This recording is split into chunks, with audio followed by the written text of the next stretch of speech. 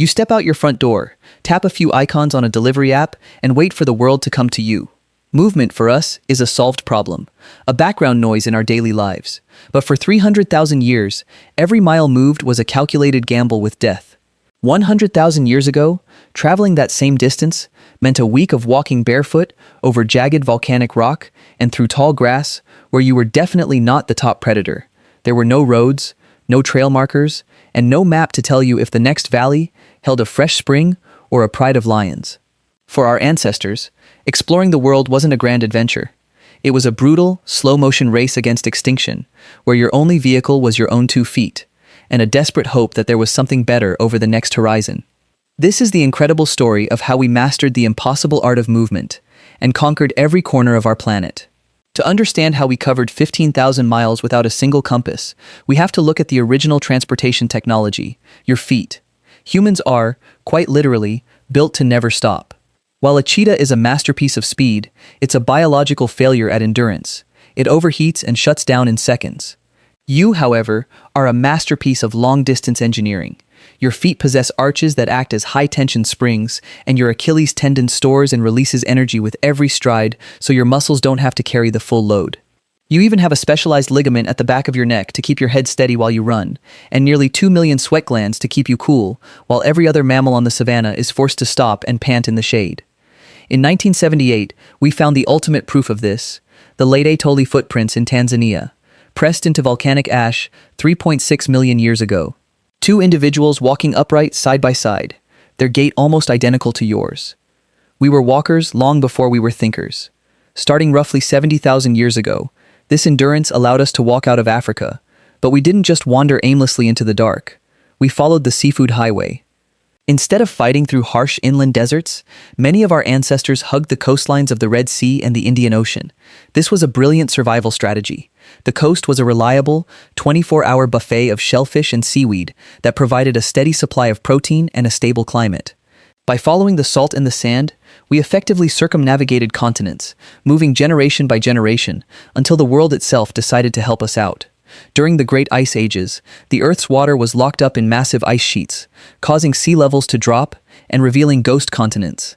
This revealed the Beringia land bridge connecting Siberia to Alaska and Sundaland in Southeast Asia. These weren't narrow bridges. They were vast, teeming ecosystems where our ancestors followed mammoth herds into a new world, without even realizing they were crossing between continents. They weren't just wandering. They were networking on foot, trading obsidian and shells across mountain ranges they couldn't name. But eventually, we hit a wall that no amount of walking could overcome: the open ocean. For millions of years, deep water was a dead end.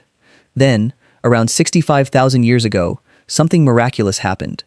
Humans reached Australia, a continent that has never been connected to the mainland. To get there, they had to cross at least 60 miles of deep, open sea. You don't drift that far by accident.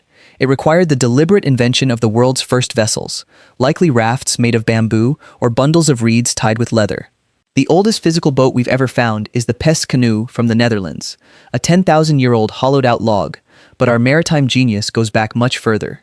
Consider the Polynesians, who conquered the Pacific, the largest body of water on Earth. They didn't have maps. They had the language of the sea.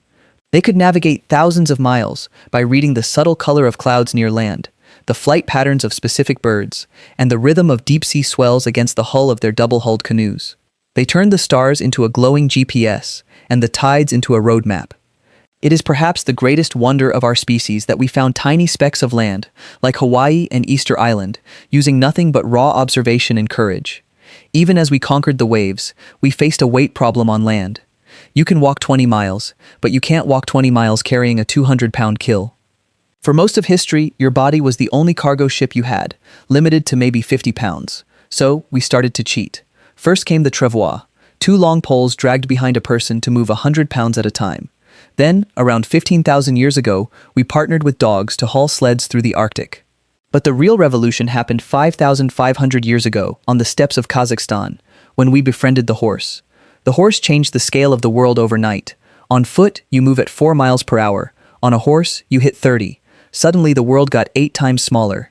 We found the animal that fit every environment: camels for the Sahara, reindeer for the snow, and llamas for the Andes. But here is the strangest twist in our story. We conquered every ocean and tamed the horse long before we ever invented the wheel.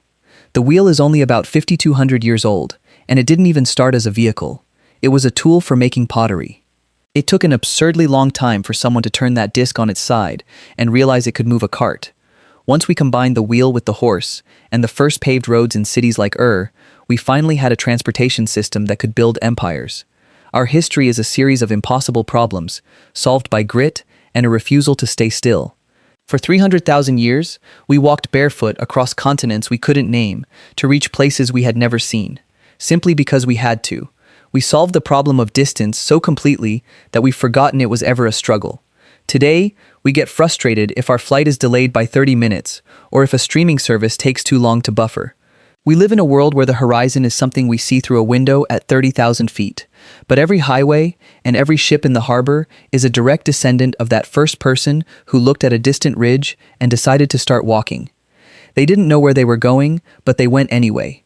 And that is the most human thing there is. On the bright side, at least you don't have to worry about your engine getting tired and deciding to stop in the middle of a migration.